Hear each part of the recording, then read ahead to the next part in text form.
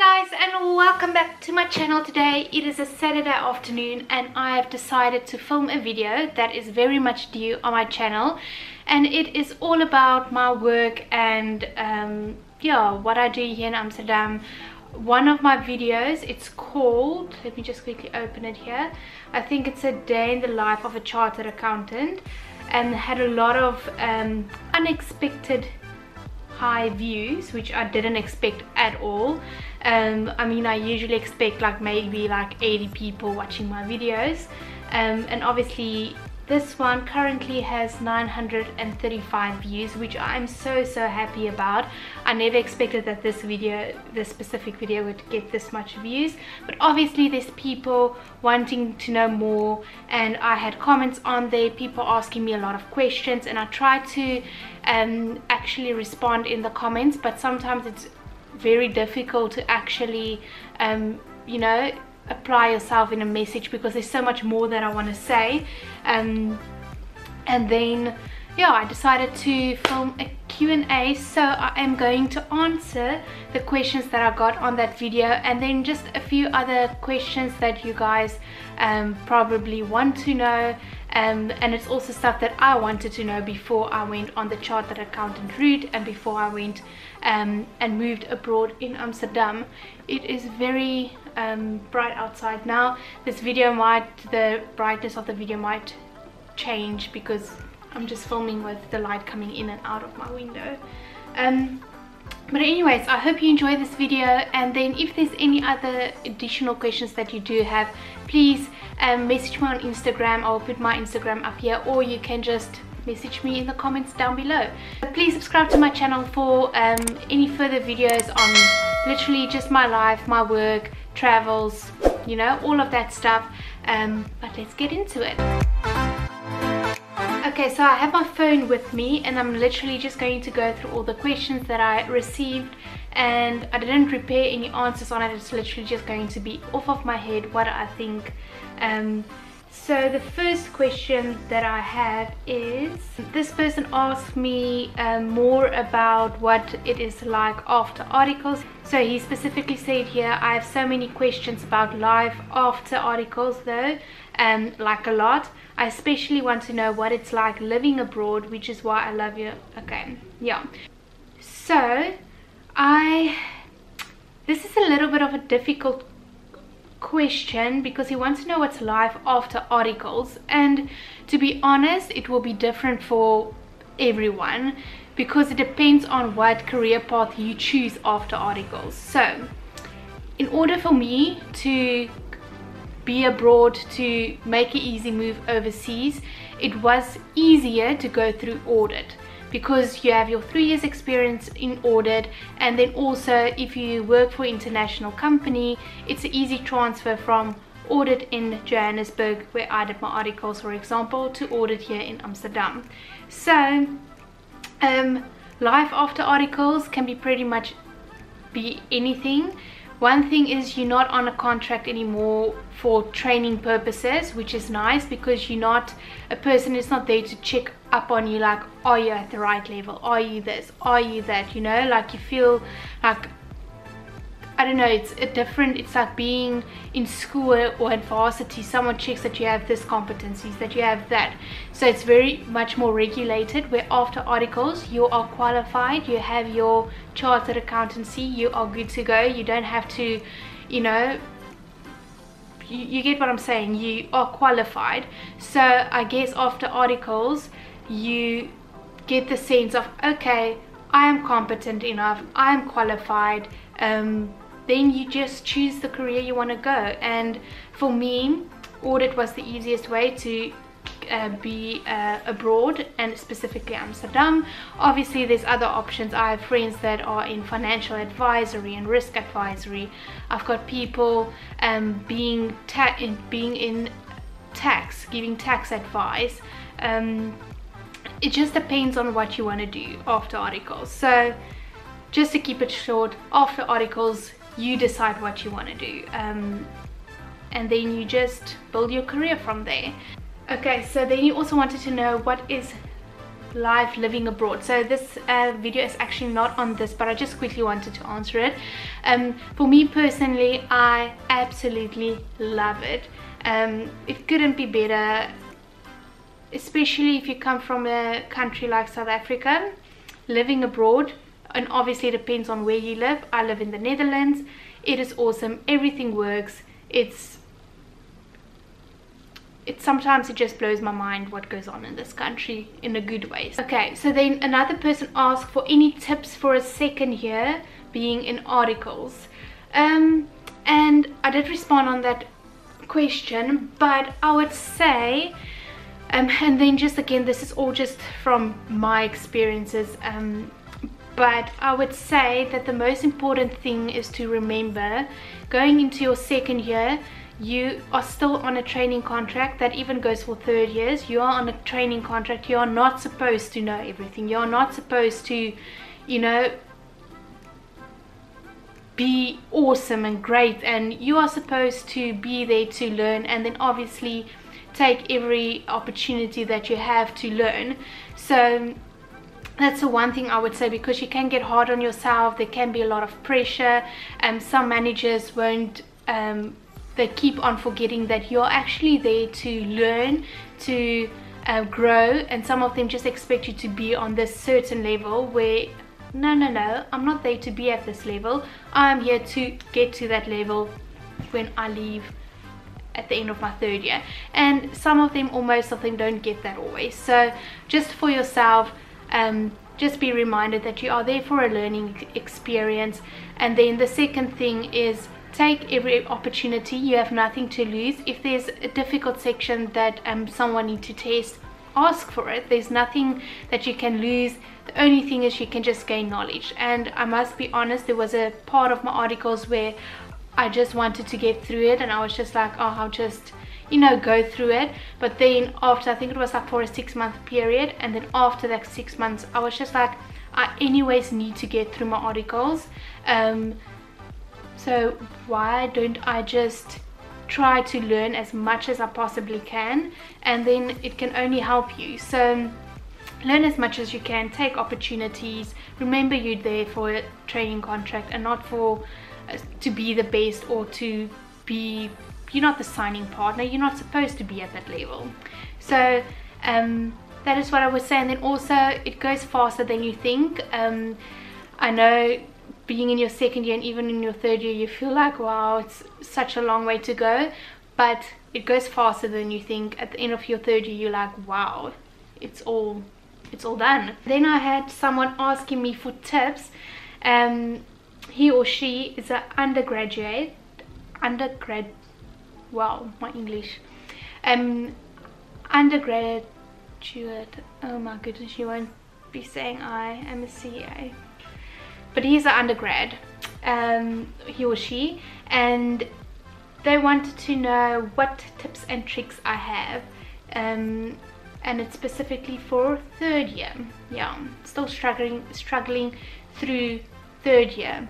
And reading all of this, I am just so happy that, you know, that I'm done with that. So on that question, just quickly, one thing that I wanted to say, and that's a feeling that I get reading that, is work as hard as you possibly can. Put in all the effort and the time that you can, because one day, and that one day is, for example, where I'm sitting now, you will look back and you'll be like, oh man, am I glad I put in that hours and that time, because I only did it once and I did it, you know, I passed, I got through it.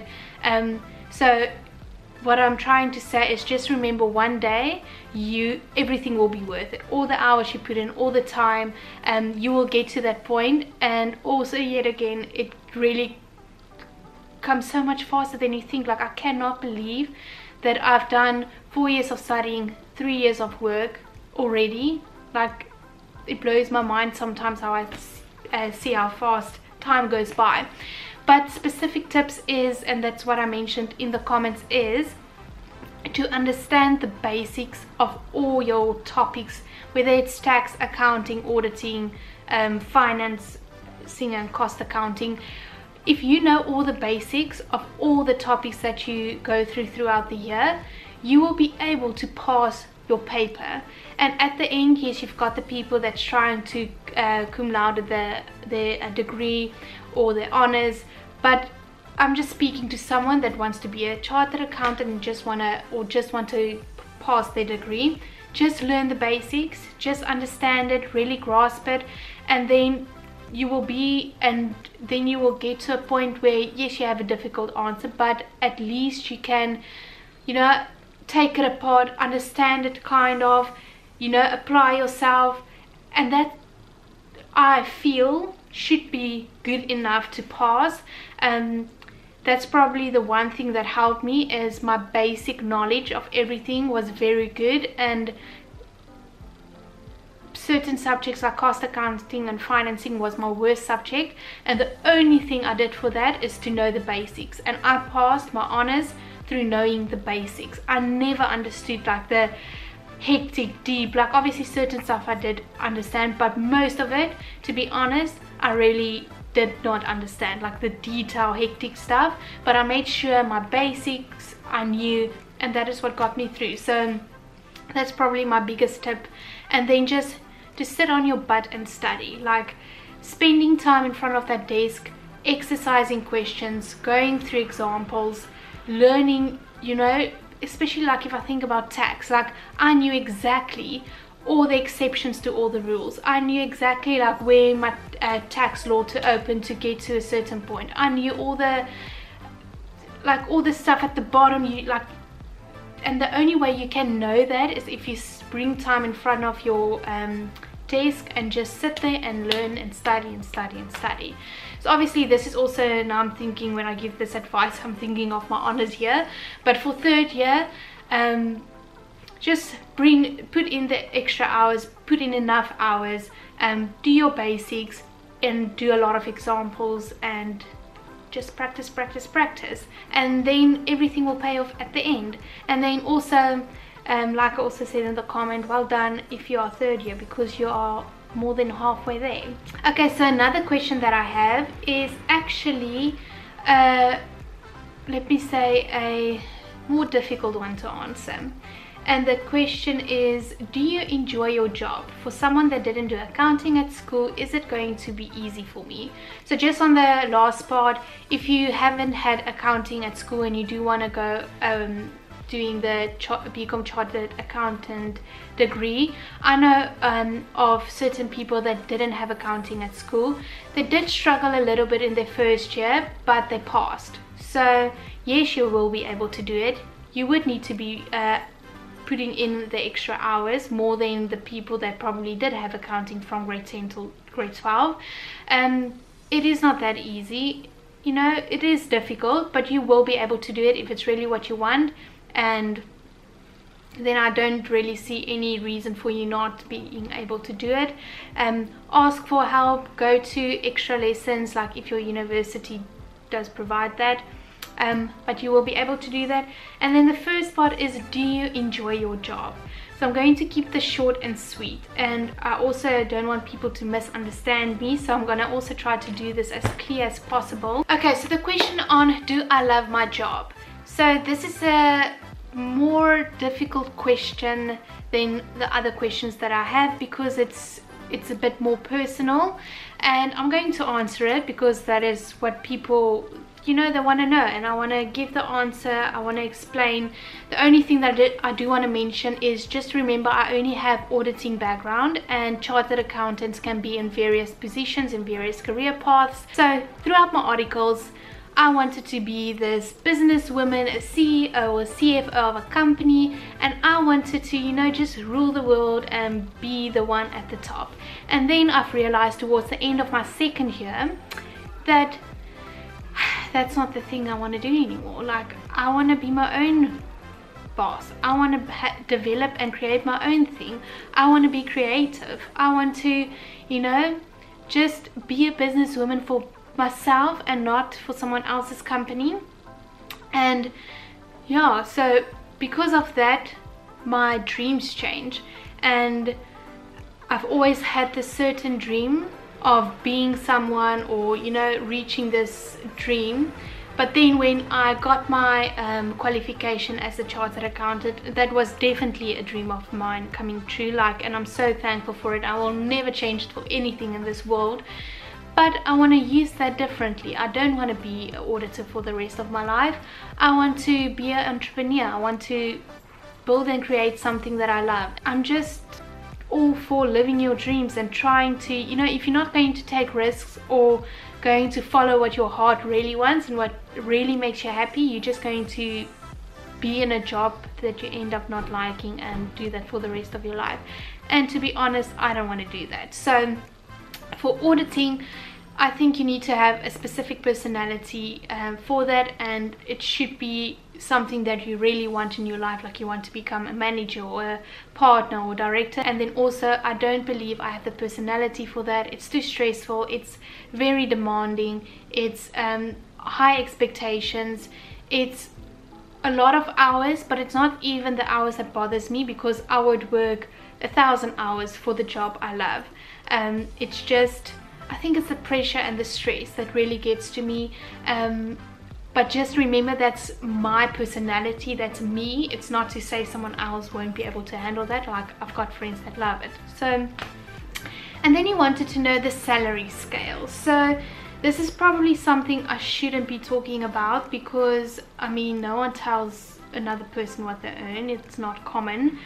So I'm going to try to answer it in a way that I can make it a little bit more clear without saying the amount, because also I mean, I cannot say the amount and then a colleague on the same level might earn more or less than me or whatever, you know, like I can't say the correct amount.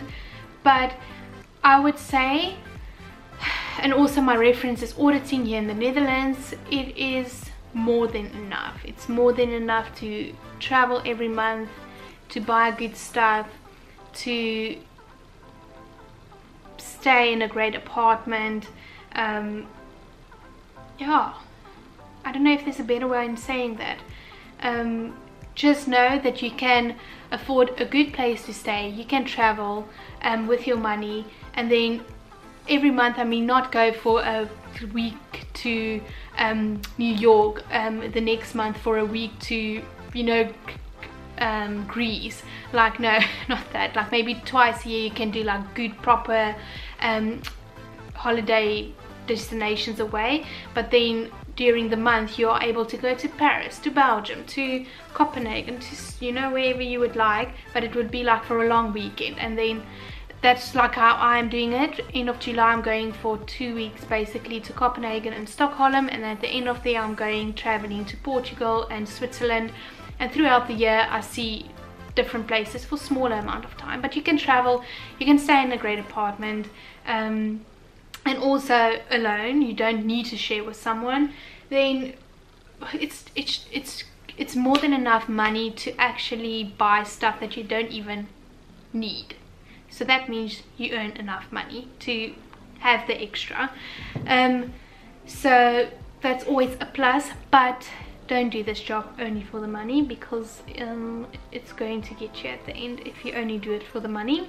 And then the second question, or the third question, is how many hours do you work per week for the newcomers and professionals? So for this, specifically for South Africa, the working hours per week is 40 hours, and then it depends on your clients. So some people have overtime clients throughout the year, and that's just bad luck. They work, you know, maybe 8 till 10 for a long period of time, and then have gaps in between where they only work 40 hours. But it's most common for South Africa that you will work overtime in January, and from January till like March, and then June till like August. That's usually the overtime periods. And then also it depends on your client. Like, I've been on, it was a big bank, and the hours that we worked there is, for me it was getting there at 6 o'clock in the morning, because I had to drive my car, and then leaving like at 10. So I'm not sure what that hours is, but that's very long. But that only continued, like, I think it was for 2 weeks, and it wasn't every day from 6 till 10. Some days would be like 8 till 10, and other days would be 8 till, you know, it depends. But you do work a lot of overtime, but also you get all those hours, 1.5 hours for every hour you work throughout the week. And then for Sundays and then also public holidays, you get 2 hours for each hour you work. So you get all of that. You can either pay it out, or you can take the hours leave, or you can leave earlier in your 3rd year if it's possible, if you accumulate all those hours.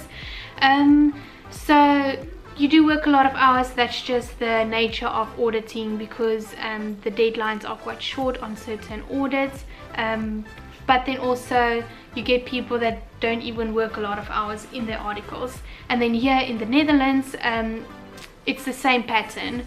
You have your busy season and your not busy season. In my contract, it was from Jan till middle March. We had to work 9 hours every day, and only one of my clients, my first client, I worked 4 days, which, no, maybe more, where we worked till, I think we worked 13 hours some of the days. And then also here in the Netherlands, they won't expect from you, or that's just my experience from the clients I've been on, they won't expect you to work overtime every day. That Tuesdays, like for us it was Tuesdays and Thursdays. And then they also don't pressure you or make it compulsory. If you have other things to do, you go and do your thing. I think that was all of them. That one other one was just, what is the Big Four? And by the Big Four, I think I mentioned it in that video. It is the Big Four accounting firms by revenue, and that is PwC, Deloitte, KPMG and EY, which is Ernst & Young. Okay, so I've answered all the questions that I received on that video, and I really hope people have more questions, because I have a lot. When I started, to be honest, when I started studying Chartered Accountancy, or BCom Chartered Accountancy, I didn't know a lot about the career. The reason I studied it was because I wanted to be my own, I wanted to be an entrepreneur one day, and I wanted to, you know, I love business and numbers and all that stuff, and I knew that was the best thing to study in order for someone to have my own company, or, you know, just be a businesswoman, like I always said to my parents. So if there's someone else with any other questions somewhere in the future, I will make a video again. I also uploaded, I think the video will go, I did upload it last Wednesday, or this Wednesday that just passed, about my one audit in Prague, which was amazing. What a great experience. Like, if I can have an audit like that every time, and it's not even traveling to Prague, it's just what we did on the audit. It was so interesting. It was my first time experiencing that, and it felt great. But yes, that is going to be it for this video. I hope, yeah, it was a little bit informative for people. A lot of people did have questions, and I loved answering all of that. So yes, I would love for you to subscribe to my channel and give this video a like, and then you can join me on my path living abroad here in the Netherlands, and you can see what I get up to. But that's it for now, and then I will see you next week with a new video. Bye bye.